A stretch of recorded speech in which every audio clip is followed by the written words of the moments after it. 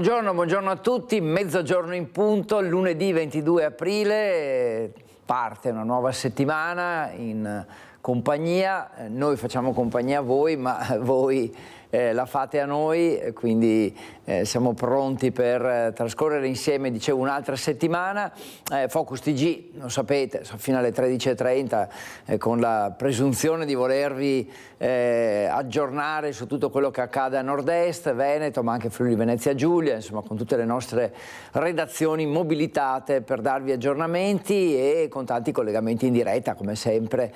Una settimana importante, una settimana che così ci avviciniamo al primo collegamento, che è quello con Ilaria Marchiori da Mestre, per dire che insomma è una settimana di avvicinamento alla visita del Santo Padre a Venezia, quindi sicuramente giornate durante le quali vi racconteremo anche i preparativi di quello che accadrà il 28 e quindi per questo dicevo andiamo subito da Ilaria Marchiori per capire cosa accadrà, quali sono i preparativi. Ho detto Venezia, ma invece coinvolta direttamente sarà anche Mestre. Ti faccio, Ilaria, buongiorno, intanto ti saluto te, naturalmente Sandro Ponchio che ti supporta sul piano tecnico. Una domanda che non c'entra nulla, ma insomma così ti utilizziamo anche come donna del meteo. Com'è lì? È freddo a Mestre, a Venezia, come in tutto il Veneto? Qual è la situazione?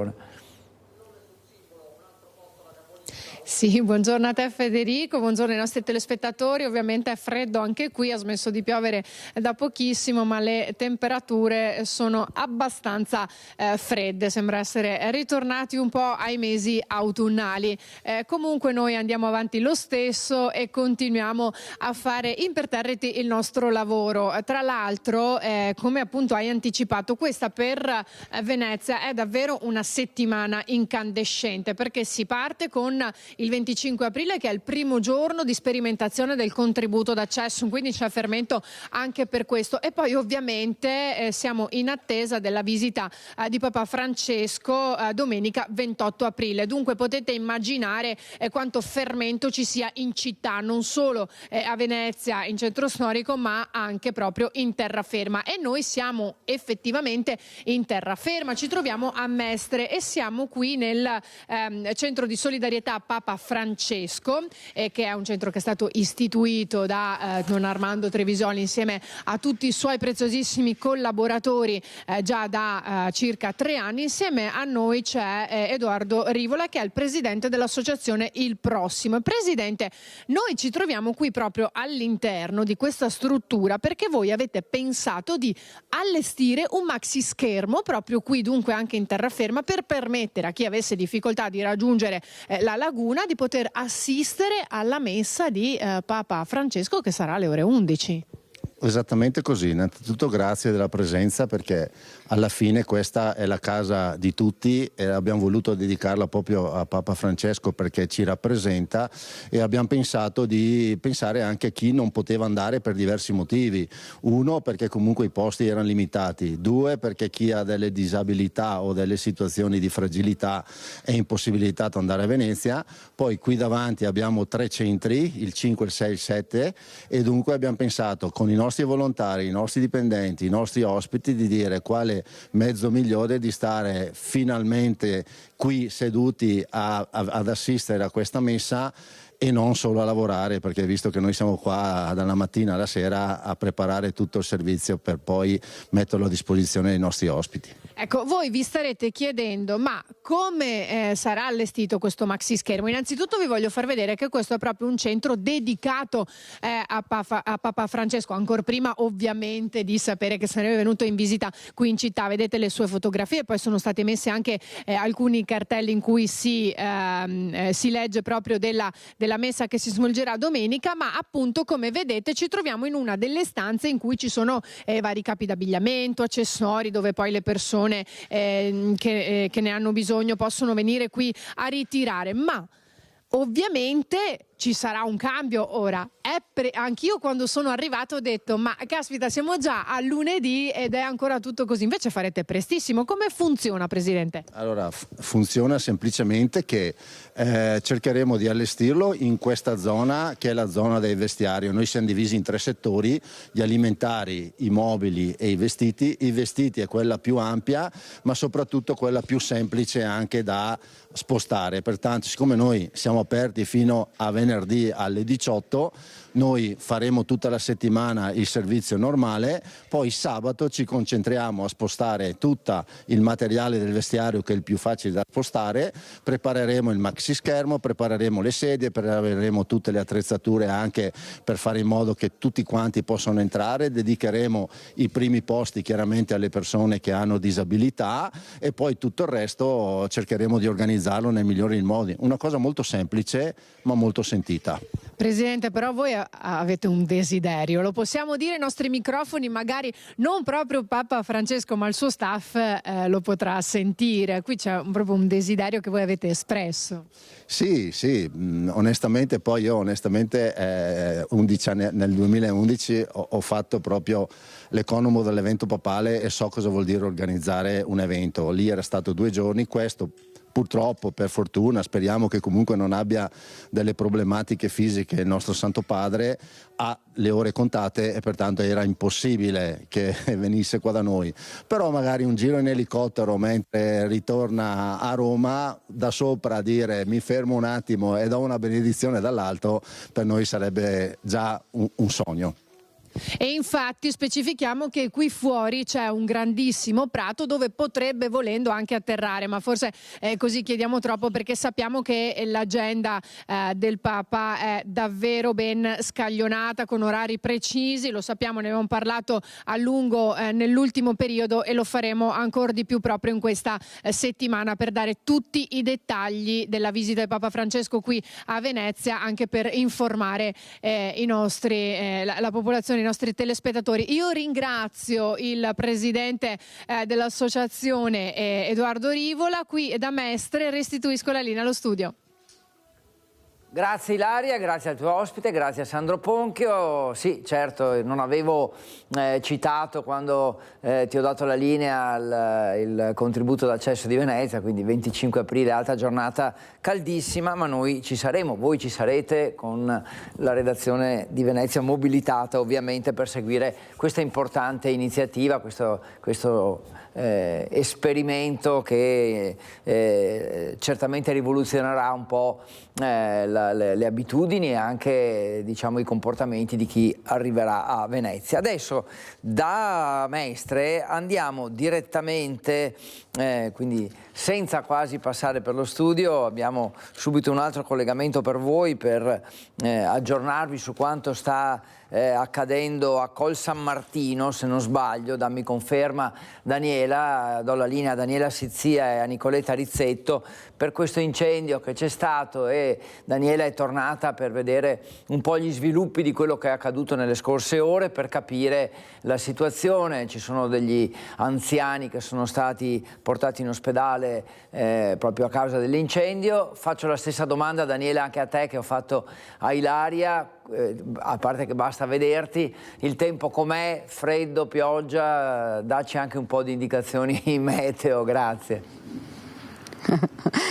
Buongiorno Federico e buongiorno anche ai telespettatori. Freddo, fa freddissimo qui, sembra di essere in inverno, c'è un'aria davvero gelida, ce la si aspettava, l'avevano annunciata, effettivamente è arrivato un freddo pazzesco per questo mese, quindi freddo, devo dire molto freddo. Noi ci troviamo proprio invece vicino alla casa che ha preso fuoco, in realtà la parte interrata nella zona taverna, lo vedete dalle finestre che sono tutte anerite, un rogo che, come vi dicevo, ha avvolto immediatamente la taverna, le fiamme l'hanno avvolta immediatamente la taverna, la caldaia, e poi il fumo è arrivato fino al piano superiore dove vive questa coppia di ottantenni. Fra l'altro il marito è allettato, quindi c'erano anche grosse difficoltà per per poterlo fare uscire.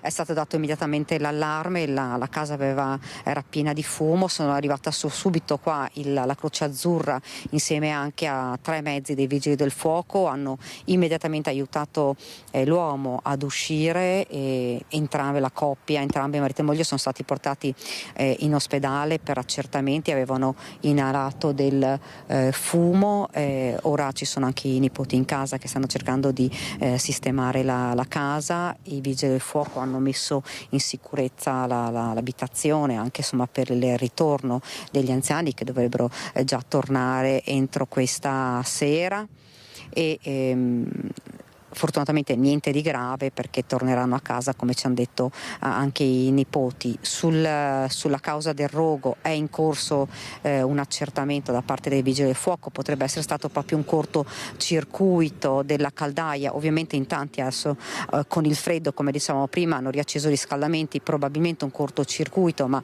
è tutto da verificare. Sul posto sono arrivati anche i carabinieri ed è arrivato anche il primo cittadino Mattia Sperencin per verificare la situazione. Danni ce ne sono purtroppo soprattutto nella zona interrata e adesso qui stanno cercando di sistemare l'abitazione. Qui da Corso Martino è davvero tutto. Federico, se non hai domande io ti restituisco la linea. Grazie, sì Daniela, grazie mille, grazie a te Nicoletta per il vostro lavoro, poi ovviamente aggiornamenti anche su questo nei nostri notiziari, su quello che state seguendo questa mattina, su questa vicenda, su questo incendio, su questa notizia di cronaca che siete andate ad approfondire.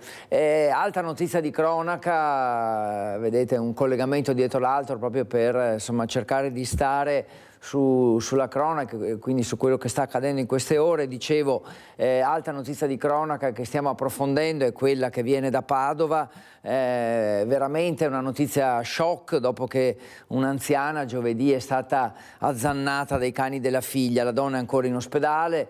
È una notizia che ha davvero un po' scosso l'opinione pubblica per come è accaduta e anche per il fatto che siamo abituati a parlare di cani come amici dell'uomo e quindi raramente ci sono questi comportamenti da parte loro. Leggevo anch'io in questi giorni che 1000 possono essere i motivi ma che di solito succede sempre qualcosa che poi scatena la reazione del cani. Lo chiedo a Chiara Gaiani e Federico Cibotto, ci aggiornano su questo. Ti vedo con l'ombrello, sto facendo a tutti voi colleghi la stessa domanda perché si sta parlando molto di questo autunno che è tornato, quindi chiedo anche a te di darci anche di farci anche un punto della situazione meteorologico. Chiara, a te. Ti confermo, Federico, buongiorno a te ai telespettatori, che nella città di Padova in questo momento sta piovendo e la temperatura è piuttosto rigida. Fino a qualche minuto fa il vento era addirittura un po' più forte, speriamo che non ci sia la neve come è stata annunciata da vari siti internet. Nelle prossime ore la temperatura è decisamente rigida. Con il collega Federico Cibotto, come dicevi, ci troviamo nel quartiere di Mortise dove è avvenuta l'aggressione da parte dei cani di proprietà della figlia. Avrebbero partecipato a questa aggressione 5 dei 7 cani, sono delle razze, gli Amstaff e gli American Bully, cani di questa giovane donna che hanno aggredito la madre che in quel momento era in casa da sola. Non si sa se la donna sia caduta prima dell'aggressione o se sia caduta a causa dell'aggressione. La donna è ricoverata in azienda ospedaliera a Padova, purtroppo le ferite erano tali che è stato necessaria l'amputazione del braccio destro e dell'avambraccio sinistro. In questo momento la donna si trova ricoverata nel reparto di chirurgia estetica dell'azienda ospedaliera di Padova. È in prognosi riservata, anche se le sue condizioni non si teme per la vita, ma la signora ha 83 anni, è completamente fasciata, quindi sicuramente il problema problema insomma esiste e le sue condizioni di salute sono attentamente monitorate, anche perché essendo accaduto da pochi giorni probabilmente non si sta ancora rendendo conto di che cosa sia accaduto. Su che cosa sia accaduto è stata aperta un'inchiesta, anche perché la signora è stata soccorsa in casa dai carabinieri che sono riusciti a penetrare in uno di questi edifici che vedete alle mie spalle per riuscire appunto a prestarle i primi soccorsi. E vi dicevo appunto che è stata aperta un'inchiesta. Tra l'altro vi aggiungo anche una dichiarazione di OIPA rilasciata proprio, battuta proprio in queste ore, che chiede che proprietari di cani di questa tipologia di razze vengano sottoposti ad accertamenti, che ci sia un regolamento che appunto fa in modo che ci sia una norme precise per poter avere questa tipologia di cani. Nel frattempo i cani sono ancora nell'abitazione che vedete anche alle mie spalle, anche se ovviamente la figlia sotto shock tanto quanto la madre sta cercando di capire che cosa accadrà, e dei cani si sta occupando anche il servizio veterinario dell'US 6 che la collega Valentina Visentin ha sentito. Allora con Federico Cibotto da Padova vi restituiamo la linea e vi lasciamo proprio al servizio in cui si fa il punto sulle indagini. Cosa ha scatenato la furia dei 5 cani razza Amstaff e American Bully? La Procura e i Carabinieri di Padova stanno cercando di ricostruire cosa abbia provocato l'aggressione da parte dei 5 molossi contro l'anziana di 83 anni che a causa dei morsi ha subito l'amputazione delle braccia. La signora insieme alla figlia vive da anni con i cani, 7 per la precisione, anche se 2 al momento dell'aggressione erano chiusi in un'altra stanza. Il servizio veterinario e la polizia municipale in passato erano intervenuti in un paio di occasioni per monitorare lo stato degli animali, trovati anche nell'ultimo controllo in buono stato di salute e non particolarmente aggressivi. Quindi cosa ha scatenato la furia? I cani sono animali sociali, per cui all'interno di un gruppo si identificano, definiscono determinati ruoli che vanno ad occupare. Il ruolo che gli animali occupano è in qualche maniera da loro ritenuto importante rispetto ad altre figure, potrebbero reagire con una sorta di aggressività verso figure che occupano un ruolo inferiore. Questa è una cosa che capita abbastanza frequentemente all'interno dei gruppi sociali. Il guaio è che quando morde un altro cane, morde un soggetto che ha una pelle con un certo spessore.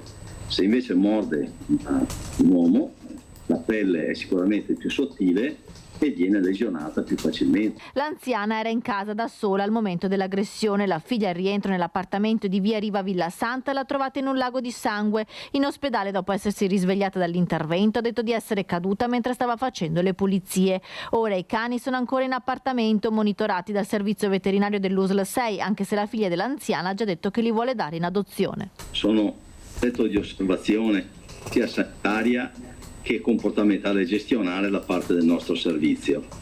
Per cui diciamo che un'adozione di questi cani mi sembra non corretta, prematura. Bisognerà completare la valutazione e poi potrà essere deciso un eventuale trasferimento di proprietà. Ovviamente terremo monitorata la situazione, vi daremo tutti gli aggiornamenti, redazione di Padova è impegnata su questo. Via velocissimi da Padova, andiamo subito a Loria e diamo la linea a Vanessa Banzato e a Renzo Rigon. Chiedo scusa per aver fatto aspettare Vanessa e i suoi ospiti, ma chiedo subito a voi aggiornamenti, un sito inquinato, bonifica importante, raccontaci tutto Vanessa, anche a te stessa domanda che agli altri colleghi, questo inverno che torna, mi dai anche 2 indicazioni meteorologiche di com'è la situazione lì da voi? Buongiorno a te Federico e alle persone che ci stanno seguendo. Allora, c'è freddo, io parlo da freddolosa, c'è tanto freddo, c'è parecchia aria, tra l'altro le montagne sono innevate parecchio, anche a quote più basse rispetto ai giorni precedenti. Speriamo bene, dai, io che adoro il caldo, spero davvero che questo freddo finisca, ormai siamo già al 22 di aprile, insomma condizioni non buone oggi, infatti al momento non piove, però sono previste precipitazioni nel primo pomeriggio, quindi vedremo ecco, ora per ora come si evolve la situazione. Intanto noi ci troviamo a Loria, dove è partita proprio oggi la seconda fase dei lavori di bonifica di un terreno che è stato inquinato a seguito di continui depositi di materiale, tra cui anche appunto elementi tossici, come il sindaco di Loria Simone Baggio e l'assessore all'ambiente della Regione Veneto Giampaolo Bottaccini. Proprio con il sindaco vogliamo ripercorrere brevissimamente cosa è successo proprio alle nostre spalle, un terreno molto ampio dove c'era questa azienda, questi depositi c'erano continui che hanno portato proprio all'inquinamento del terreno. Fortunatamente la falda al momento non è stata intaccata. Sindaco. Sì, buongiorno a tutti, effettivamente è così. A giugno dell'anno scorso abbiamo cominciato la bonifica di tutta la parte aerea, di quella che era la fonte primaria di inquinamento. È stato un lavoro di squadra importante, ringrazio l'assessore Bottaccini che ci è sempre stati vicini, la Regione Veneto, perché grazie anche a un contributo veicolato appunto dalla Regione siamo riusciti a portare avanti questo risultato. Adesso, come diceva Vanessa, inizia la seconda fase, che è quella del sottosuolo. Dai carottaggi, dalle indagini che sono state fatte non ci sono problemi per la falda, e quindi però c'è uno strato di terreno che dovrebbe attestarsi intorno ai 2 metri, che deve essere rimosso completamente, quindi prima la platea in calcestruzzo e poi la parte sottostante, e tutta l'area verrà poi ripristinata con terreno buono. Ecco, i lavori dureranno quanto e l'importo di queste opere? Allora, stiamo parlando di almeno 8 mesi di lavoro, quindi contiamo di finire le operazioni entro il 31 dicembre di quest'anno. Se poi non ci saranno sorprese, magari si riuscirà anche ad avere un tempo un po' più breve. L'importo totale dei lavori sono quasi 2,5 milioni di euro, 2,435 per la precisione. Che sono arriveranno come fondo comunale o da fondo PNRR? No, è un fondo del Ministero dell'Ambiente veicolato attraverso la Regione Veneto. Abbiamo partecipato a un bando e fortunatamente siamo riusciti a classificarci e ad avere i fondi necessari per poter bonificare quest'area. Era un sito molto molto sensibile perché intorno c'è edificato, e quindi anche la presenza della fonte primaria della parte aerea era veramente una cosa molto sentita dai residenti del posto. Assessore Bottaccini, tra l'altro proprio oggi 22 aprile è la giornata mondiale della terra, quindi sembra che cada proprio a fagiolo questo avvio della seconda parte dei lavori di bonifica di un terreno, perché purtroppo anche nel nostro Veneto le situazioni di inquinamento del terreno sono sempre più scoperte, vengono sempre più all'aria negli ultimi tempi. Ma sì, certamente sì. Sottolineo che non sono neanche paragonabili in termini numerici le situazioni del Veneto con quelle di qualche altra regione, questo va detto, però qualche problema c'è anche in Veneto e noi lo abbiamo sempre affrontato insieme ai sindaci e alle amministrazioni comunali. Questi sono i cosiddetti siti orfani, dove il responsabile dell'inquinamento non è nelle condizioni di poter finanziare l'opera, oppure non si riesce a scoprire chi è il responsabile dell'inquinamento, oppure ancora ci sono delle tempistiche che coinvolgono il responsabile dell'inquinamento che durano parecchi anni, insomma procedimenti penali, civili eccetera. Nel frattempo si cerca di intervenire per rimuovere immediatamente la fonte dell'inquinamento, questo per maggior garanzia dei nostri concittadini. Poi può succedere che si riesce a rivalersi sul responsabile dell'inquinamento, non sempre questo accade e questo è l'aspetto negativo di tutta questa vicenda.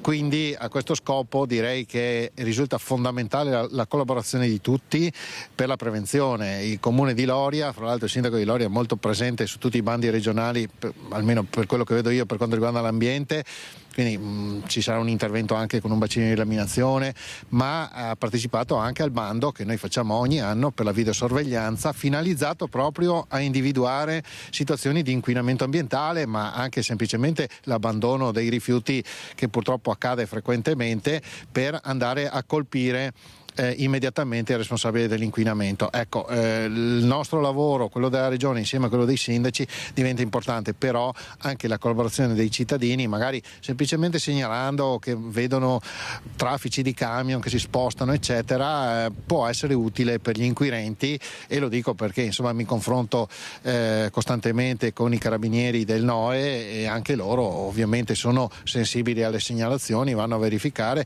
e quindi prima si interviene meglio è, prima si riesce a prevenire e meno soldi pubblici vengono purtroppo investiti per questo tipo di attività. Devo dire che l'aspetto, l'ho detto all'inizio, positivo della cosa è che in Veneto abbiamo sì delle situazioni di complessità, però se noi ci confrontiamo con altre regioni, e non occorre andare al sud di questo paese, la situazione qui è molto migliore, e ovviamente questo però non ci fa abbassare la guardia. Sindaco, che futuro per quest'area? Beh, intanto quest'area è diventata di proprietà del comune, sia l'area esterna che la parte edificata del capannone. Adesso chiaramente la nuova amministrazione, una volta finiti i lavori di bonifica, deciderà come definirla. Per 10 anni abbiamo il vincolo di inalienabilità, e quindi di fatto però potrebbe diventare per esempio il magazzino comunale o una struttura che comunque torna utile anche alla cittadinanza. Bene, Federico, da Loria è tutto, io ti ricedo la linea. Grazie Vanessa, buon lavoro naturalmente a te e a Renzo, grazie anche ai tuoi ospiti, vi vediamo belli imbacuccati come si suol dire, quindi effettivamente il tempo lì, come nel resto della nostra regione, non è dei migliori. E a proposito di questo, così tanto per fare un piccolo riassunto, spolverata di neve sulle Dolomiti e le Prealpi la notte scorsa, che arrivano dall'ondata di maltempo che sta investendo il nord Italia, circa 5-10 centimetri di neve fresca misurati dall'ARPAV sui rilievi della regione, 40-120 centimetri sulle Dolomiti, 5-60 centimetri, quindi da 5 a 60 sulle Prealpi vicentine, e si sono registrati sull'altopiano di Asiago 20 centimetri di neve fresca a Cima 12, che è quasi a 2000 metri. Questa è un po' la situazione, vedremo un po' se ci saranno cambiamenti nelle prossime ore. Andiamo adesso a Bassano, quindi insomma siamo stati a Loria, non andiamo molto lontano, parliamo un po' di politica, ma nello stesso tempo ancora di ambiente, come stava facendo ora Vanessa in collegamento con questo terreno bonificato. Dicevo, andiamo a Bassano per parlare ancora in un certo senso di inquinamento di ambiente per la questione PFAS a San Michele, perché questa vicenda è arrivata in Consiglio Comunale, tra l'altro l'ultimo Consiglio Comunale di Bassano prima delle elezioni. Timore inquinamento PFAS a Bassano, la questione continua a tenere banco ed è stata anche oggetto di discussione nell'ultimo Consiglio Comunale. Sono soprattutto le opposizioni che chiedono notizie chiare, certe, sicure e concrete a chi amministra la città, che pare, dichiara il consigliere Dem Campagnolo, che si sia trincerata dietro il silenzio. Ogni volta che c'è una notizia che in qualche maniera potrebbe creare contenzioso o insomma discussione con la cittadinanza, si tende a non darla, ed è un approccio sbagliato. Io credo che bisogna essere chiari con la gente, non c'è un problema di accusa o responsabilità nei confronti di nessuno in questa fase, nel senso che sono cose che sono sedimentate nel tempo. Una volta erano inquinanti che neanche si misuravano, non si sapeva neanche che fossero elementi che potevano danneggiare la salute. Oggi lo si sa, e quindi la consapevolezza nel sapere queste cose ci deve far essere molto trasparenti nei confronti dei cittadini e soprattutto avvisarli se c'è un potenziale rischio, ma questo non dovrebbe essere il lavoro di un consigliere comunale, insomma, ma dell'amministrazione. Oggi a San Michele, nell'area sud della Pascolara, sono stati rilevati dati fuori scala, prosegue Campagnolo, e se è vero che la falda al momento pare non sia stata intaccata, resta il dubbio sulle acque superficiali. E siccome le acque superficiali dobbiamo avere certezza se sono a norma oppure no, vengono spesso utilizzate per annaffiare gli orti, è giusto che i cittadini lo sappiano, e se come pensiamo noi dai dati che abbiamo visto, dalle analisi che qualche privato ha fatto, l'inquinamento da PFAS sulle acque superficiali a sud della Pascolana c'è, va capito dov'è e soprattutto va detto alle persone di non utilizzare quell'acqua per non so, annaffiare l'orto ad esempio, perché non è consigliabile, però va verificata questa cosa. Dai dati che abbiamo visto ad oggi sembrerebbe fosse così, dovrebbero essere le istituzioni che ci dicono se è così oppure no. E quindi tema veramente delicato che investe anche la politica, questo soprattutto a Bassano appunto, e quindi anche qua sviluppi che ci saranno sicuramente anche sul piano politico. Adesso la cronaca con la tragedia della montagna, il CAI di Castelfranco, tutta la comunità piangono Monica Reginato, storica commerciante del centro di Castelfranco, esperta, appassionata di escursionismo e di sci alpinismo, che purtroppo è stata vittima di questo incidente nelle scorse ore. Una persona preparata, competente, dicono è stata una tragica fatalità.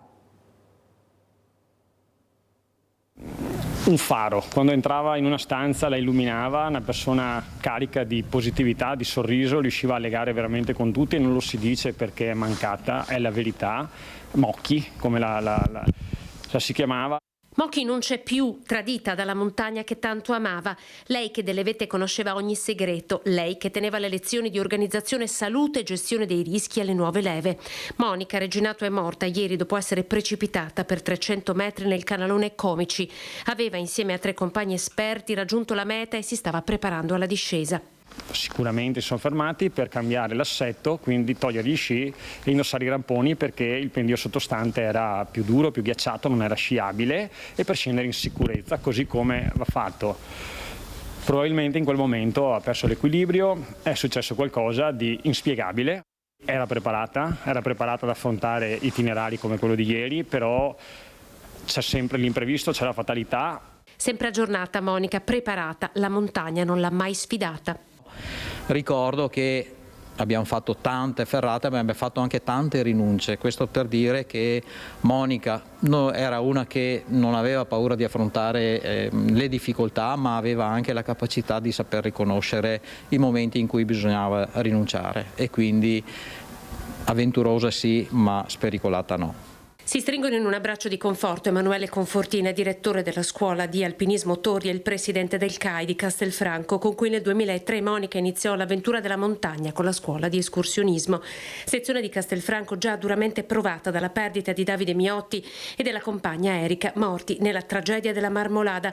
Nel 2016 la sezione pianse i giovanissimi Davide Zanone e Deborah Meneghini, precipitati mentre scendevano dalla cima del Gran Zebrù. Quest'anno stavamo giusto festeggiando il centenario della nostra fondazione ed eravamo in fermento come sezione, e diciamo questa notizia ci ha veramente sconvolto. Storica commerciante del centro storico, insieme al fratello Giovanni gestiva il negozio di pelletteria di famiglia in piazza Giorgione, ma il suo tempo libero era tutto per le sue montagne e per i viaggi. Collaborava con Avventure nel Mondo.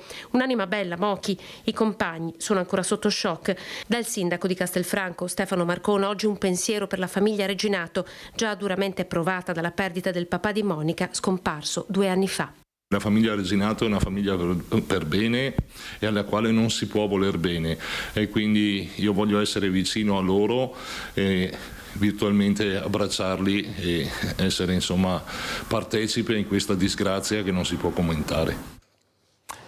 Per quanto riguarda la cronaca, invece, vi dico che i Carabinieri di Verona stanno eseguendo 13 ordinanze di custodia cautelare emesse dal GIP del Tribunale, su indicazione della Procura, per l'arresto di cittadini italiani e albanesi che sono considerati gestori di un vasto traffico di droga nei comuni della Valpolicella, in provincia di Verona.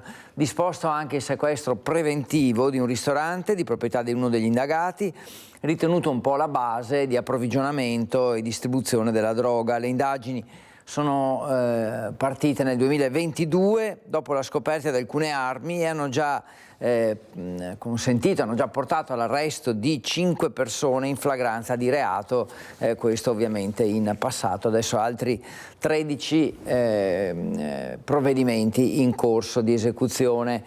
E andiamo adesso a Vicenza perché insomma, si avvicina qualche giorno di festa, in particolare insomma, il 25 aprile con una sorta di ponte e poi il 1° maggio, e la benzina è al massimo come prezzo da 6 mesi a questa parte. Allora i vicentini sono un po' alle prese con questa preoccupazione in più, come tutti noi, quindi anche nelle altre province, ma insomma i nostri colleghi, Luisa Bertini in particolare, ha raccolto un po' le sensazioni, le testimonianze dei vicentini.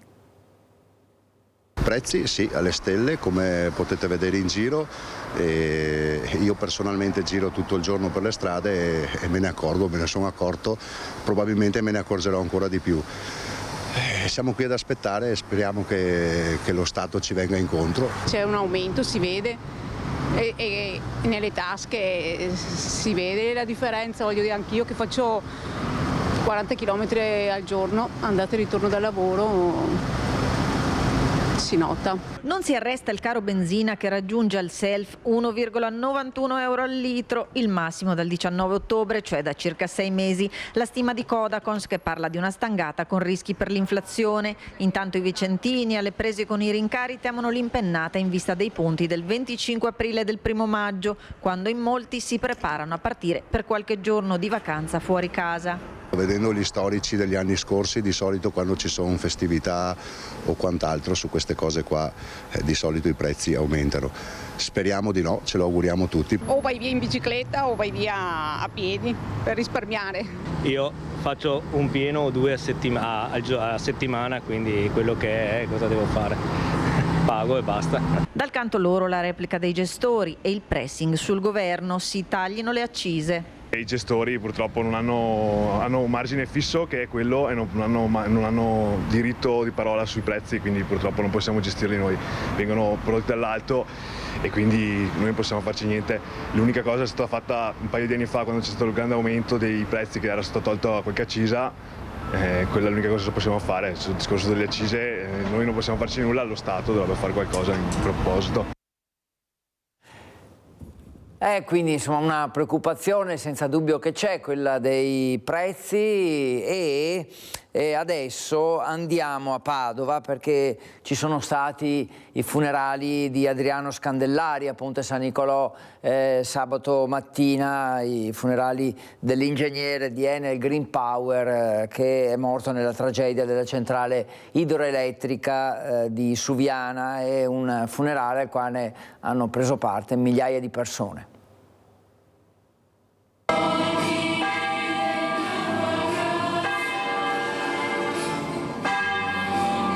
L'ultimo cammino insieme, la bara di Adriano Scandellari ricoperta di fiori bianchi e accompagnata dalla moglie che nemmeno per un secondo, come un pilastro, ha mai smesso di sostenere le figlie.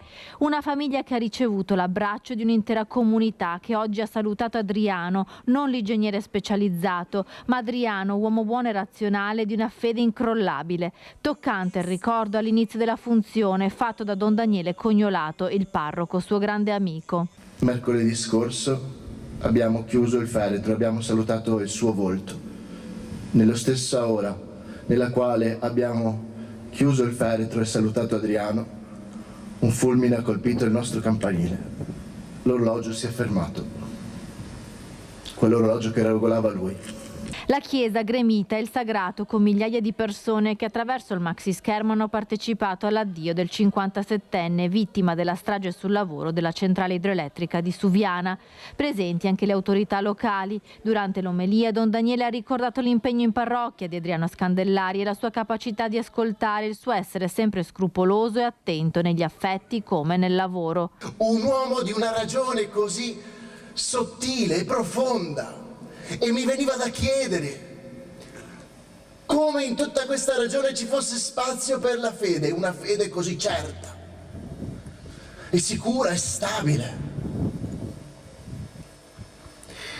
Ti accompagniamo oggi, Adriano, e parliamo con te parliamo ancora con te, perché nei tuoi occhi noi abbiamo visto, siamo stati visti, riconosciuti nel dettaglio, non nella semplicità, nella banalità, nella superficialità, ma profondamente. Nel passo del Vangelo letto dal fratello di Adriano, Don Leonardo Scandellari, la storia dei discepoli di Emmaus che ripartono grazie all'esempio di Gesù. Durante la preghiera dei fedeli il pensiero torna alla tragedia di Suviana e alle sue vittime, con la richiesta di garantire a chi lavora una sempre maggiore sicurezza per svolgere al meglio la loro opera. Ma Adriano era soprattutto un papà e alla fine Don Daniele ha letto le parole scritte dalle sue figlie adolescenti. Siamo tanto fieri di te e siamo consapevoli dell'attenzione, dell'impegno e della dedizione che avevi per il tuo lavoro e per tutti i lavori manuali che svolgevi, segnati da una preparazione e da un grande ragionamento. Anche se è passata una sola settimana, sentiamo tanto la tua mancanza. Ci mancano i tuoi abbracci, il tuo profumo, la tua voce che riscaldava i nostri cuori e il tuo sguardo che ci trasmetteva tranquillità, serenità, gioia e amore. Non smetteremo mai di pensarti e di guardarti. Sii sempre con noi, vivrai per sempre nei nostri cuori. L'applauso della comunità cerca di alleviare il dolore della famiglia, ma è soprattutto un applauso di riconoscenza per l'esempio di umiltà e dedizione di Adriano Scandellari. 12:40, lunedì 22 di aprile. A proposito di questa notizia, quindi dei funerali di Adriano Scandellari, arriva proprio in queste ore la comunicazione che è stato trasferito nel fine settimana al centro ustioni di Padova Stefano Bellabona, 54 anni, il tecnico di Noventa Padovana che aveva riportato ustioni su quasi la metà del corpo dopo l'esplosione della centrale idroelettrica di Bargia sul lago di Suviana. La famiglia aveva chiesto un avvicinamento che è stato possibile realizzare dopo i giorni di ricovero. Invece in Toscana non c'erano immediati rischi di pericolo di vita, anche se il paziente rimane comunque in prognosi riservata, questo va detto.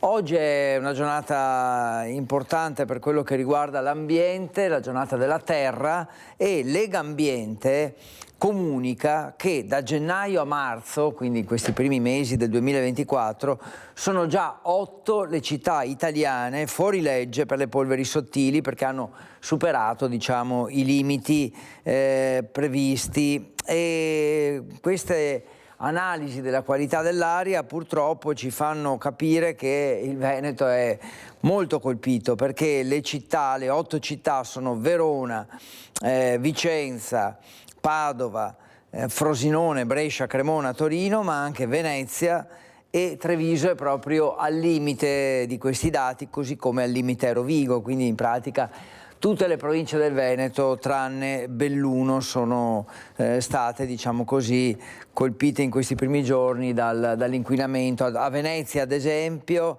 12 giornate di sforamento, ma non è che siano messe meglio Padova, Verona, perché ne hanno avute 7 e poi via via le altre. Quindi insomma situazione davvero difficile. A proposito di questo Earth Day, cioè la giornata della Terra, i nostri colleghi di Bassano hanno sentito un po' la gente, se è preoccupata, insomma, sentire i cittadini è sempre molto interessante, e allora la parola ad Alex Giuliano, questo servizio, per sentire cosa hanno detto i bassanesi. Oggi si celebra la giornata mondiale della terra, l'ambiente torna un tema di strettissima attualità. Come viene percepita la questione ambientale oggi e soprattutto adesso che siamo in pieno clima da campagna elettorale? La tutela dell'ambiente e della natura deve essere un tema, un argomento centrale anche per la politica? Io credo che la politica era meglio lasciarla fuori, è coscienza di ognuno secondo me, per cui io la penso così. Facciamo troppo uso di plastica secondo lei? Guarda, sentivo ieri vengono stampate 500 miliardi di borsette di plastica ogni anno al mondo. E proprio ho sentito che entro 30 anni, 40 anni ci saranno più borse di plastica in mari di pesci, per cui meglio che ci pensiamo un attimo, forse finché siamo in tempo. Dovrebbe essere un tema anche da campagna elettorale, l'ambiente. Sì, esattamente. L'ambiente è un tema che riguarda tutti, quindi a livello anche di qualità della vita. Noi inquiniamo a prescindere con tutto, quindi non solo tema di campagna elettorale, ma proprio argomento importantissimo, fondamentale. La plastica è stata un'invenzione molto utile e oggi si potrebbe fare un passo avanti. Purtroppo siamo ancora molto legati alla plastica. È una tematica quasi innovativa, per quanto in realtà dovrebbe essere già parlata e trattata da anni e anni. Quindi vabbè, che ci si stia muovendo in merito è assolutamente importante. Ovvio che sì, inquiniamo troppo, però vedo che è talmente radicato in noi, se vuoi, quello che è il consumismo, facciamo un pochino più fatica effettivamente a rendercene conto, tanto quanto la macchina. Però per quanto riguarda comunque la situazione, secondo me, soprattutto anche come cittadina, come sia pulizia, raccolta differenziata, secondo me siamo a un buon punto. Adesso andiamo in Friuli con la cronaca che ci porta all'Auco, quindi siamo a ovest di Udine, un po' verso la provincia di Belluno. Purtroppo cronaca, dicevo, che ci porta lì per un incidente mortale. Ha perso la vita un uomo e una donna è in gravissime condizioni. Sentiamo il servizio dei nostri colleghi. Gravissimo incidente nella mattinata di lunedì 22 aprile 2024, quando due autovetture si sono scontrate in maniera frontale lungo la strada 355 nel territorio abitativo di Lauco. Un bilancio molto pesante, con una persona deceduta e l'altra ferita gravemente. Come di consueto sono ancora in fase di accertamento le dinamiche esatte dell'incidente, che è avvenuto poco dopo le 7 di mattina. Chi ha assistito allo scontro tra le due vetture lo ha definito molto violento e non a caso uno dei due conducenti è morto sul colpo per le gravi ferite riportate. A perdere la vita è stato il 24enne Thomas Dell'Inz di Ovaro, che da quanto si vede sui suoi social network era anche un grande appassionato di automobilismo. Nell'altra autovettura invece una donna è rimasta gravemente ferita e anche intrappolata tra le lamiere della stessa. Prontissimo l'intervento delle forze dell'ordine e dei vigili del fuoco, che dopo delle difficili manovre sono riusciti a liberare la donna per estrarla dal veicolo, per permettere il trasporto di urgenza all'ospedale di Udine in condizioni critiche e inevitabili. Codice rosso per lei. Non solo vigili del fuoco, come detto, ma anche forze dell'ordine e personale del 118 sono intervenuti sul posto per tutti i rilievi del caso. La strada è stata chiusa al traffico per permettere il dispiegarsi di tutte queste operazioni, causando rallentamenti e deviazioni al traffico locale. Si attendono aggiornamenti sulle condizioni di salute della donna ferita gravemente, che resta in pericolo di vita.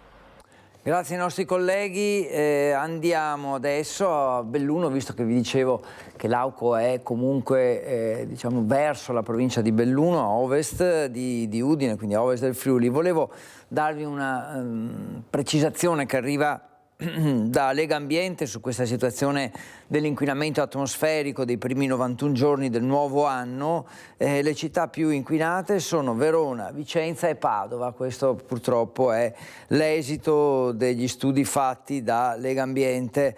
I cittadini però possono fare concretamente una parte del lavoro, dare il buon esempio, dice Zampetti, Giorgio Zampetti è il direttore generale di Lega Ambiente, a cominciare da un cambio di abitudini, quindi usare meno la macchina per tragitti brevi, andare a piedi quando possibile o con la bicicletta, trasporto pubblico e rendere più efficienti energeticamente le nostre case, e poi una spesa alimentare che punti ad una riduzione dei consumi inutili, diciamo così, con soprattutto inquinanti e prodotti in agricoltura che siano appunto nocivi. Vabbè, quindi consigli non mancano, si tratta poi di riuscire a metterli anche in pratica, cambiare un po' le abitudini, cercare di essere più rispettosi dell'ambiente e aiutare un po' la nostra terra. Dicevo che andavamo a Belluno perché è stato circoscritto, e sembra non fare più paura, l'incendio che ieri ha distrutto alcuni ettari di bosco in quota ai confini del Parco Nazionale Dolomiti Bellunesi, a Monte Saladin in Val Canzoi, servizi forestali regionali, squadre della protezione civile antincendio con l'elicottero della regione, impegnati per tante ore, tutto il giorno in pratica per diciamo, venire a capo di questo incendio. Il meteo avverso ha dato una mano, ma quella di domenica è stata una giornata campale per la protezione civile e i servizi forestali regionali impegnati per tutto il giorno a circoscrivere le fiamme divampate di prima mattina in località Monte Saladin in Val Canzoi a 1500 metri di quota. L'incendio ha interessato alcuni ettari di bosco ai confini del Parco Nazionale Dolomiti Bellunesi. Attorno alle 10 l'allarme lanciato da residenti che hanno segnalato alte colonne di fumo e fiamme visibili fino in Sinistra Piave. Mobilitata la struttura regionale della protezione civile diretta dall'assessore Giampaolo Bottacin, che ha predisposto gli interventi nella zona, impossibile da raggiungere a piedi. La zona, finché le condizioni meteorologiche lo hanno consentito, è stata sorvolata dall'elicottero della Regione Veneto e attorno alle 19:15 l'emergenza è rientrata dopo che i lanci d'acqua prelevata dal lago della Stua e una burrasca di neve hanno consentito di circoscrivere le fiamme. Questa mattina sono stati eseguiti ulteriori sopralluoghi delle squadre di protezione civile dell'antincendio boschivo. La pioggia, prevista per domani, scongiurerà la riattivazione di eventuali residui di focolai. Sulle cause del rogo, al momento ignote, stanno lavorando i carabinieri forestali. Pericolo rientrato, quindi, e questa è la cosa più importante, poi le indagini per capire cosa sia realmente accaduto, sempre in tema anche se in maniera più ampia di montagna. Parliamo adesso degli alpini, perché dai terremoti alle alluvioni, all'emergenza sanitaria, sono sempre in prima linea. È un modo per parlare del volontariato, il volontariato sul territorio e il volontariato svolto da questi preziosi amici. Alpini e volontariato, un patrimonio morale ereditato dalla storia che indossano. In prima linea in ogni pagina del passato e del presente, solidarietà, disponibilità e generosità che si traducono in varie attività di volontariato, pronto intervento, assistenza e soccorso. Dai terremoti alle alluvioni, dai servizi d'ordine in occasione di manifestazioni ed eventi, all'emergenza sanitaria, in cui tra il 2020 e 2022 sono stati impegnati oltre 10.000 volontari di protezione civile ANA.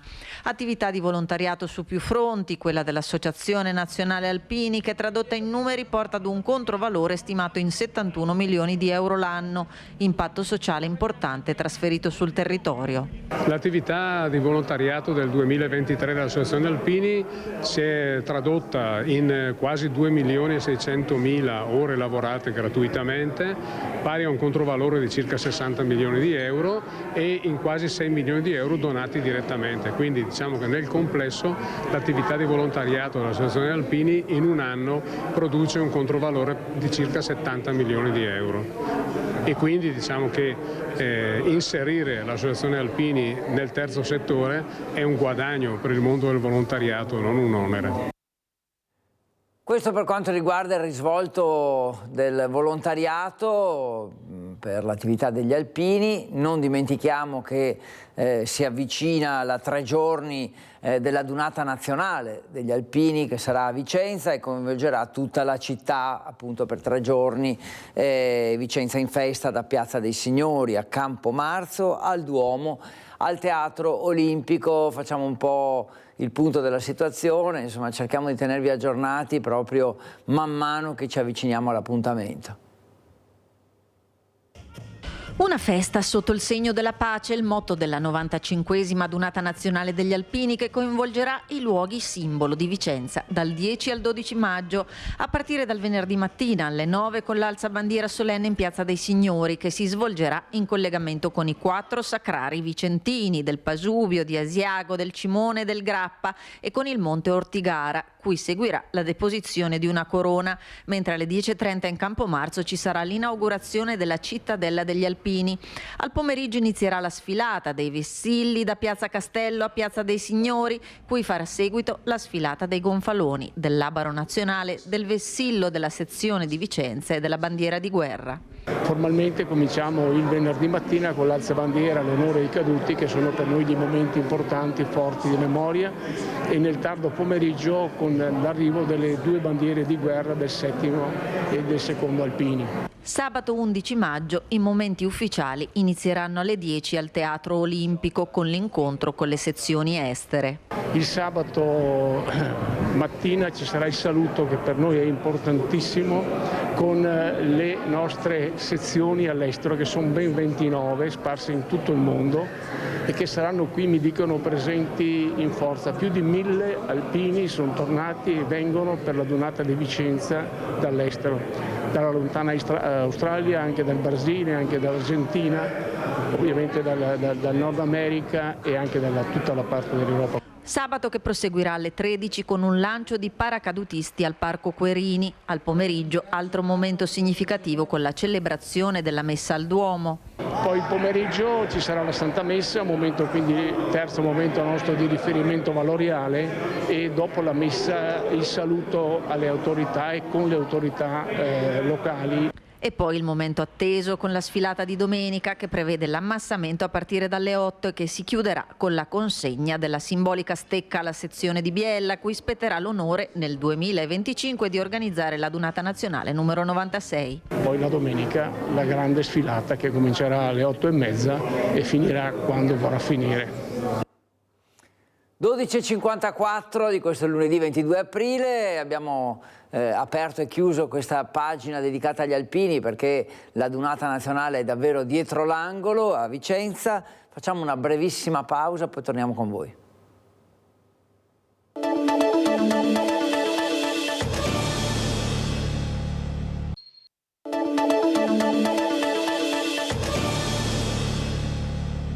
(12:58), bentornati a Focus TG, ancora mezz'ora da trascorrere insieme. Voi continuate a fare quello che state facendo a casa, preparare il pranzo o altro, ascoltateci, guardateci, ma insomma vi serviamo, tra virgolette, anche per farvi un po' compagnia nelle vostre faccende domestiche, ma nel frattempo vi aggiorniamo su quello che accade. Ho delle altre informazioni legate all'inquinamento, al fatto che purtroppo le città venete sono tra le più inquinate d'Italia in questi primi mesi del 2024, poi vi aggiorno. Prima però andiamo a Bassano per parlare degli agricoltori che sono pronti a scendere in piazza, possiamo dire, anzi meglio in protesta davanti ai porti del sud Italia, partendo anche dal bassanese.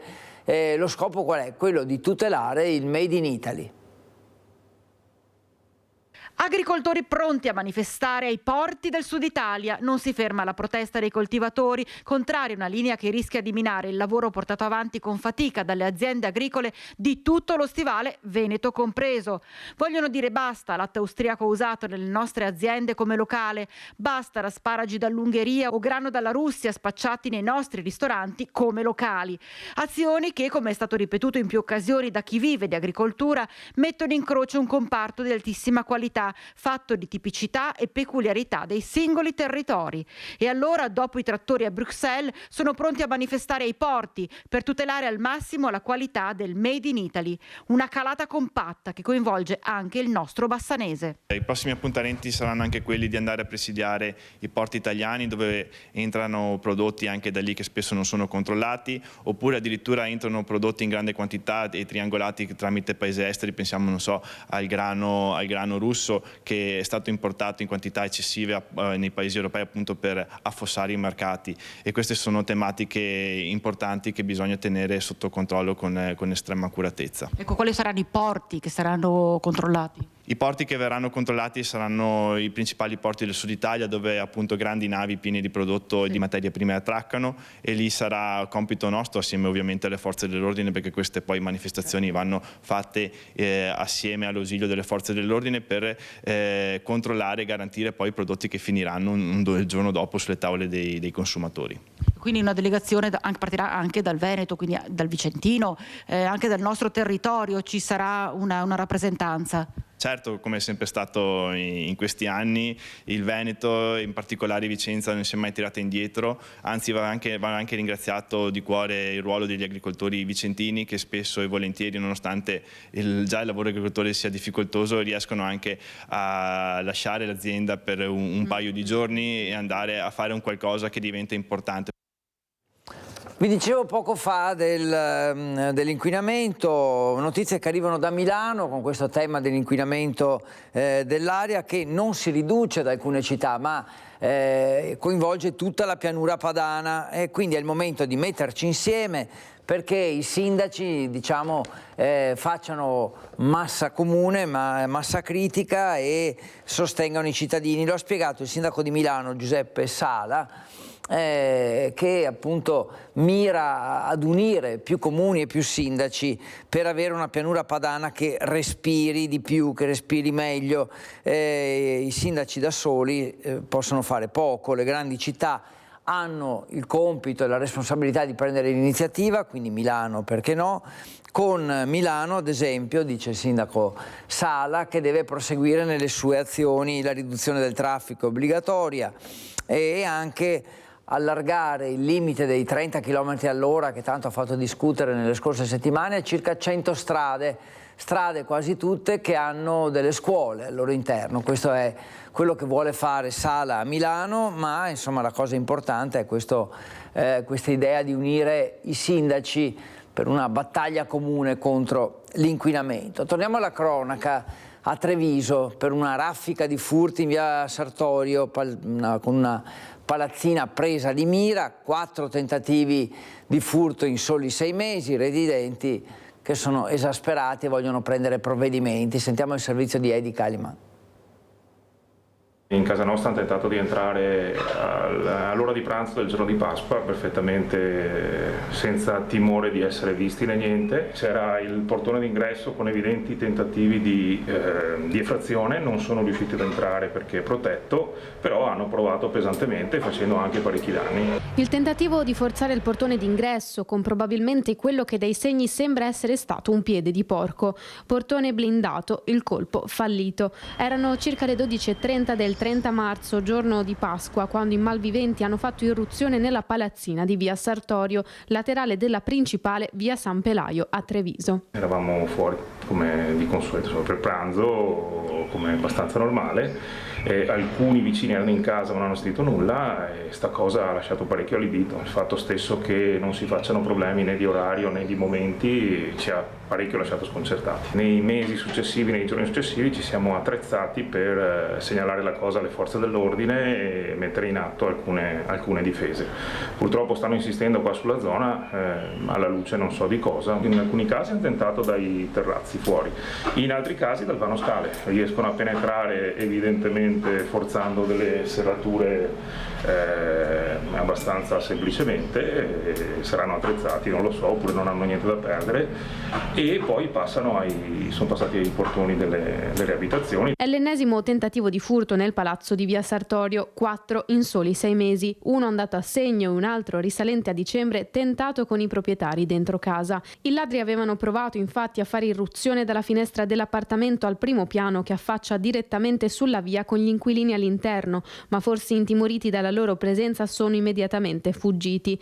Tra le persone che abitano nel condominio preso di mira c'è rabbia e sconforto. Le cose sono state segnalate alle forze dell'ordine e quindi sono a conoscenza delle forze dell'ordine anche perché per segnalare appunto la zona e di conseguenza poi personalmente abbiamo già messo in atto delle cose. Ci sentiamo bersagliati, abbiamo messo in atto delle difese, ne metteremo in atto delle altre, quindi speriamo che questa cosa termini al più presto perché insomma non è piacevole per nulla. Ancora la cronaca perché dopo la condanna a 24 anni di reclusione per l'omicidio del fidanzato Mattia Caruso, Valentina Boscaro si presenterà di nuovo in aula il 30 maggio. Si presenterà davanti ai giudici della Corte d'Appello di Venezia il prossimo 30 maggio Valentina Boscaro, la donna di 32 anni condannata in primo grado per l'omicidio dell'ex fidanzato Mattia Caruso. La giovane mamma è rinchiusa nel carcere veronese di Montorio dopo la sentenza emessa dal Tribunale di Padova lo scorso 18 ottobre. Una coltellata al cuore, così la donna aveva ucciso il compagno dopo una serata trascorsa in un locale di Montegrotto nel settembre del 2021. I difensori di Valentina Boscaro da sempre hanno sostenuto che il giovane aveva un atteggiamento intimidatorio nei confronti della donna. Anche la sera della sua morte a un amico avrebbe inviato un messaggino con una minaccia di morte dicendogli che l'avrebbe affogata. Un rapporto costellato di violenze fisiche e verbali, quello tra i due secondo i difensori di Valentina Boscaro, che cercheranno di provare come la donna, che dopo la morte di Caruso per giorni aveva negato ogni suo coinvolgimento, abbia agito per legittima difesa. Questa è la cronaca giudiziaria che arriva da Padova. Adesso andiamo a Mestre per la cronaca che parla di una violenta aggressione nei confronti di una donna presa anche a calci, accaduto in un bar in via Palazzo, un locale che a detta dei residenti resterebbe aperto anche oltre l'orario, diciamo, quello previsto di chiusura.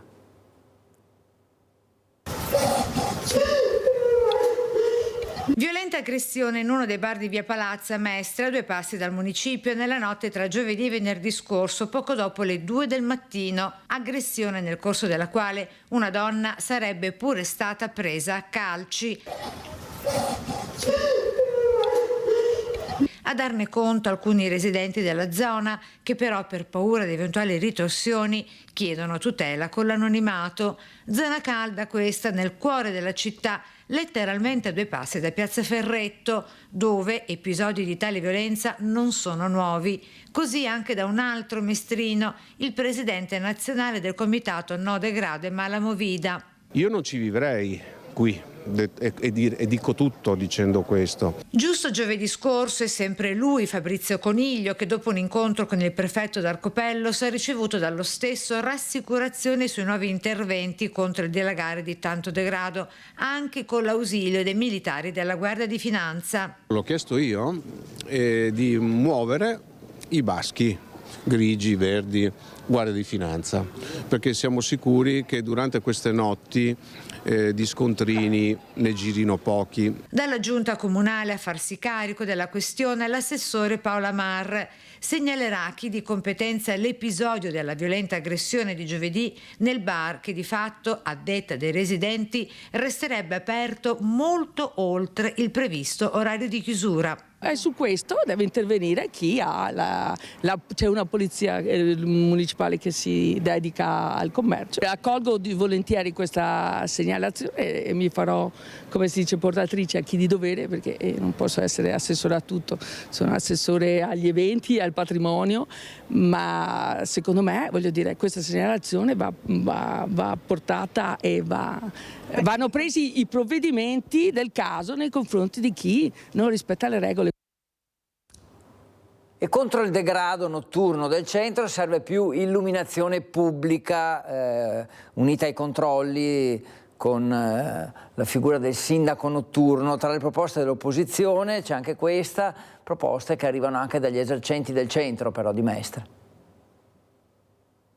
Il sindaco della notte è una figura specifica dell'amministrazione dedicata al tema della notte, per cui alla gestione da un lato della vita notturna e delle economie notturne, dall'altro anche quello dei trasporti e della sicurezza notturna, perché serve una persona focalizzata, le competenze sono varie, frastagliate e non c'è uno sguardo d'insieme, come vediamo anche nella gestione della nostra città. Come è cambiata la situazione, se è cambiata?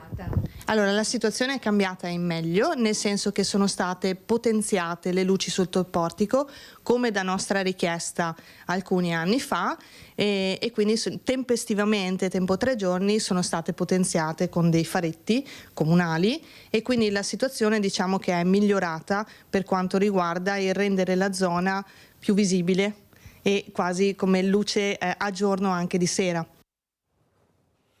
Queste le proposte dunque che arrivano da chi vive quotidianamente i problemi di sicurezza, in particolare a Mestre, di cui ci stiamo occupando da tanto tempo, ma pare che insomma sia un degrado che si allarga purtroppo.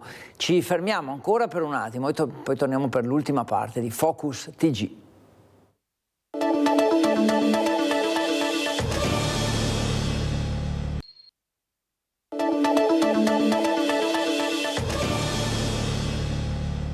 Bentornati, 13:14 di questo lunedì 22 aprile, ultima parte di Focus TG, una notizia di cronaca con la Guardia di Finanza di Vicenza che ha denunciato un imprenditore edile che è risultato un evasore totale. Non aveva presentato dal 2016 la dichiarazione fiscale delle imposte dirette dell'IVA, nascondendo ricavi per circa 300.000 euro e che aveva chiesto e ottenuto illegalmente anche il reddito di cittadinanza. Quindi fiamme gialle di Schio che hanno condotto le indagini e sono naturalmente intervenute con tutti i provvedimenti del caso. Torniamo a Bassano perché è un servizio un po' forte questo, anche come immagini che sono strazianti e che ci riconducono all'assalto dei lupi a un'asinella a Rozzo con il dolore, la rabbia del sindaco Lucio Spagnolo. Vediamo.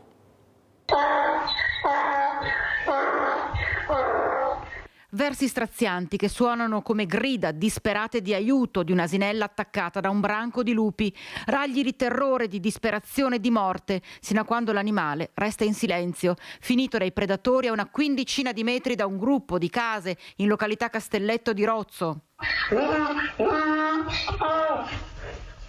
Uno scenario straziante che si è presentato in questo sabato mattina davanti agli occhi dei residenti che attorno alle 5 hanno avvertito confusione in cortile, ma mai avrebbero pensato all'attacco del lupo così a ridosso dell'abitazione. La preda era una delle bestiole tenute per ripulire il prato davanti casa, una casa però troppo vicina al bosco, da dove i lupi sono arrivati avventandosi indisturbati sulla somarella inerme. Le immagini che vi stiamo mostrando sono davvero inquietanti, dolore, tanto da parte dei proprietari dell'asina che hanno immediatamente avvertito il sindaco e proprio nelle parole del primo cittadino Lucio Spagnolo accanto al dolore c'è tanta rabbia per quello che sta succedendo sempre più sovente, perché questo a Rozzo è il secondo attacco dei lupi a ridosso delle abitazioni in neanche 48 ore. Noi siamo assolutamente preoccupati, diciamo basta, perché non possiamo essere noi amministratori e sindaci referenti di una situazione per la quale poco possiamo fare. Noi non possiamo accettare questa situazione, dobbiamo pensare che ogni animale ha una sua nicchia ecologica e che la nicchia ecologica del lupo non può certamente essere il cortile o il garage delle case della gente di Rozzo. Il grido d'allarme del sindaco su questa vicenda che si trascina da tanti anni ormai, possiamo dire, quella dei lupi che si avvicinano poi sempre di più anche alle abitazioni. Fine settimana di controlli invece da parte dei carabinieri a Monselice, quindi Bassa Padovana, in arresto anche un romeno di 54 anni ritenuto responsabile di una rapina all'interno di un supermercato.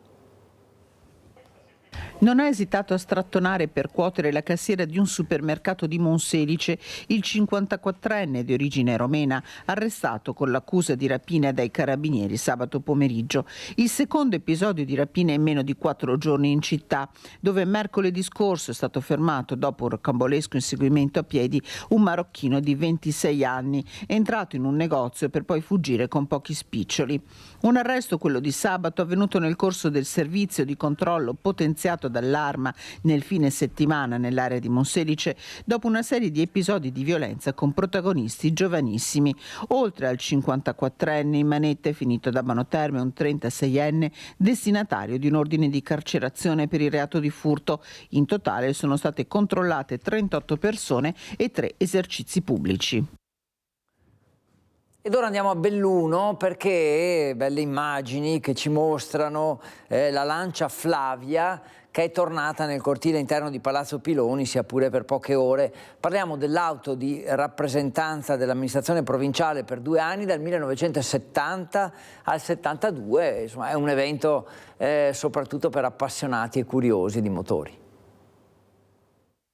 Dovete immaginare l'auto con il presidente dentro, Eccola fiammante la Lancia Flavia, l'auto che dal 1970 al 1972 fu il mezzo di rappresentanza della provincia di Belluno, allora retta dal presidente Giovanni Fontana. Oggi riverniciata nel suo colore originale grigio Lancia, che negli anni 70 venne sostituito con il blu d'ordinanza, la Lancia Flavia è tornata per poche ore nel piazzale interno di Palazzo Piloni. Rappresenta uno spaccato della società dei primi anni 70, rappresenta un mondo che oggi non c'è più, l'auto blu del presidente, l'acquisto di una macchina importante da parte di un ente. È stato Franco Gidoni, presidente del circolo bellunese d'auto e moto d'epoca Berto Gidoni, a contattare l'attuale proprietario Mirko Cavallini di Salò, in provincia di Brescia, che acquistò la Lancia Flavia custodita in un deposito di gomme in via Vittorio Veneto a Belluno.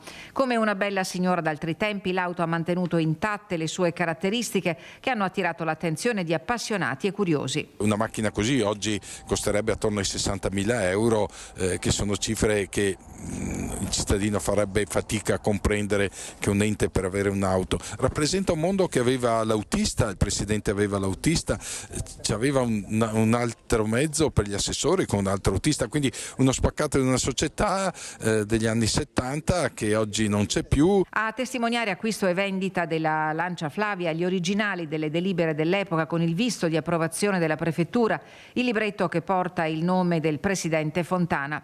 Alla breve ma significativa cerimonia c'erano il presidente Padrin, il sindaco di Belluno De Pellegrin, oltre al figlio dell'autista di Giovanni Fontana.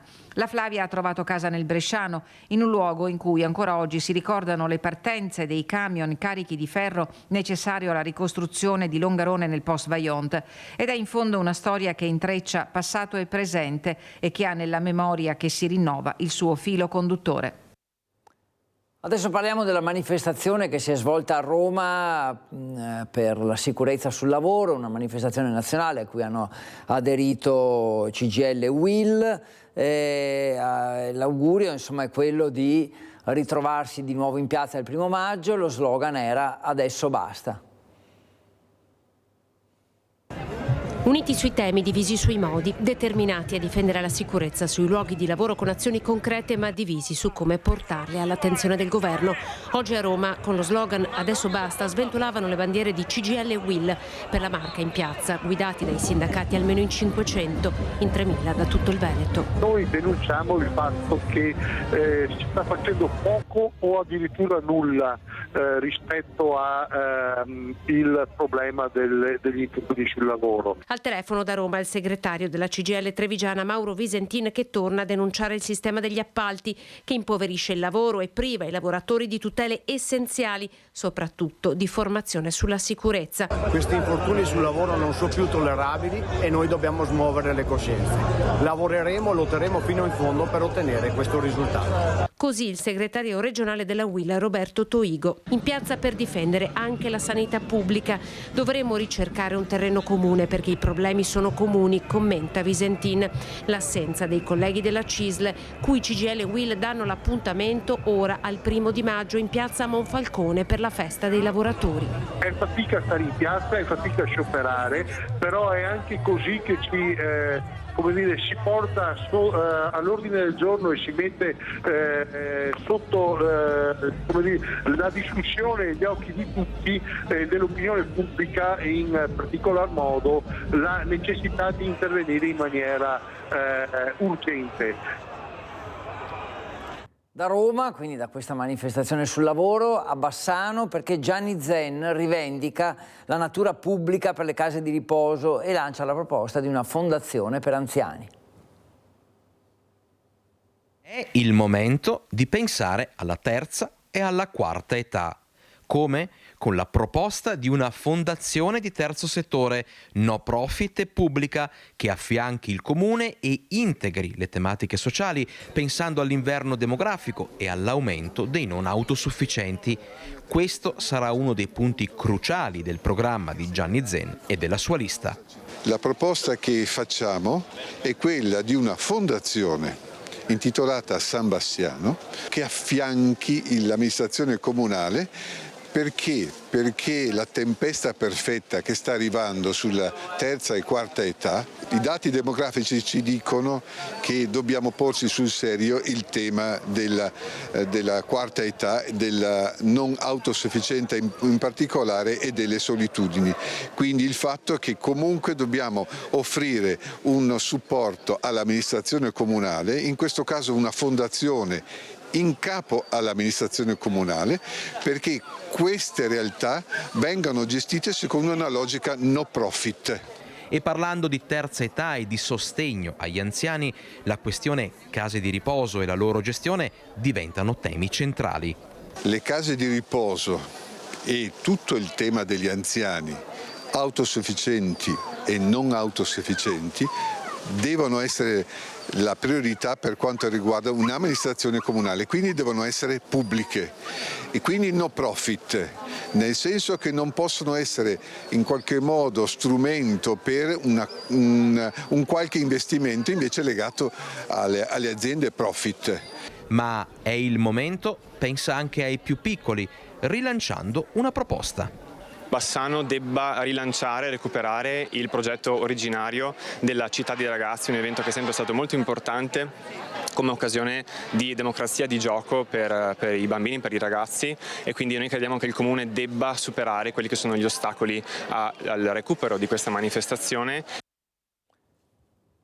E adesso andiamo a Padova perché c'è stata la Padova Marathon ieri, un grande appuntamento di sport ma anche sociale per i tanti risvolti benefici che ha, e questa edizione ha visto la realizzazione di 2 nuovi record. Facciamo un po' il punto.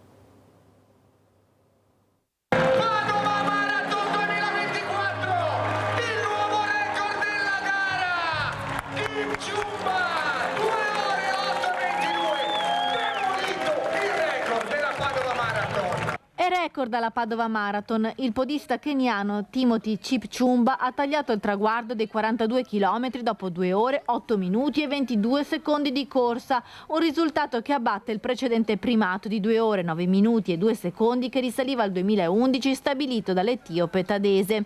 Secondo, dopo pochi secondi, il connazionale Eliasia Kibet e terzo l'eritreo Shumai Solomon Mogos. Sesta posizione per Alessandro Giacobazzi dell'Aeronautica, che ha chiuso in 2 ore e 22 minuti. Tra le donne, affermazione della keniana Lena Yerotic, che a Padova ha firmato il suo nuovo primato personale di 2 ore, 31 minuti e 47 secondi. Ottimo tempo anche per l'atleta paralimpica Rita Cucurru in 2 ore, 15 minuti e 06 secondi.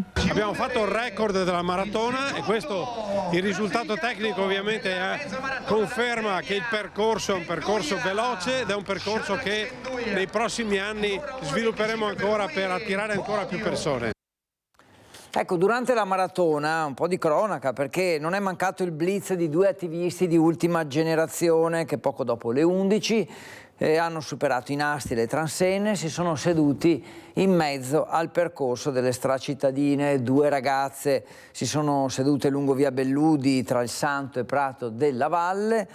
Una di loro è la 17enne che già aveva preso parte all'azione durante la messa di Natale e quella di Pasqua e a quella tentata a Palazzo Zabarella durante la mostra da Monet a Matisse. Entrambe hanno mostrato un cartello invitando i podisti a fermarsi. Un terzo attivista ha ripreso la scena con il cellulare, poi 3 sono stati allontanati dalla polizia.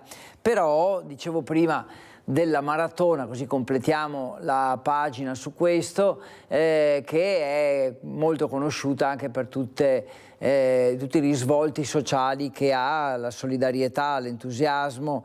20.000 podisti che hanno corso anche per le associazioni benefiche del territorio.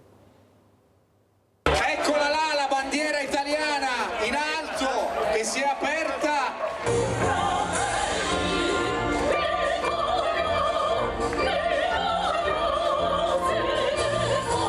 Lo spettacolo ad occhi all'insù, nel cielo azzurro, il lancio dei paracadutisti della Brigata Folgore con il tricolore e la bandiera dell'esercito. La partenza delle stracittadine di Padova per questa edizione è stata dall'alto, poi l'entusiasmo della città ha inizio.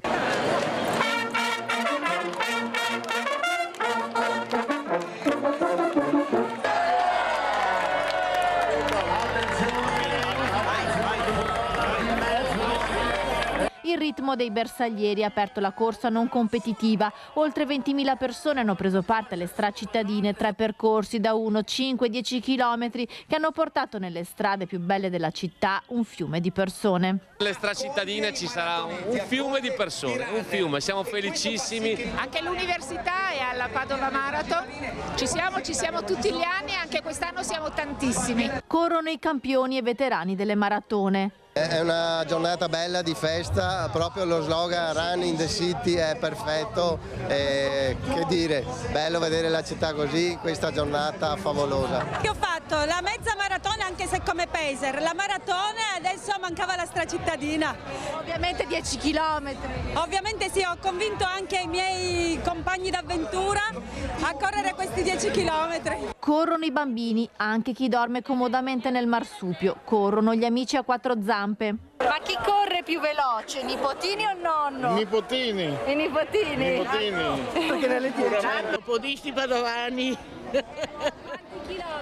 Ma spero di farli 10. Si corre per le associazioni benefiche che hanno partecipato al Charity Program che ha raccolto oltre 70.000 euro, come l'Onda Azzurra di Fiato e Cuore per l'hospice pediatrico. Mio nipote è seguito dall'hospice. Quindi bisogna fare sempre di più per l'hospice pediatrico. Cominciando dalla famiglia, dagli amici, anche lontani. Anche dall'Africa. E come per Casa Priscilla di Suor Miriam. Per aiutare le famiglie in difficoltà e i bambini che hanno bisogno. Si corre per godersi la città in una giornata di sport, una festa che ha riempito anche Prato della Valle grazie a oltre 1.000 volontari che hanno garantito la realizzazione dell'evento.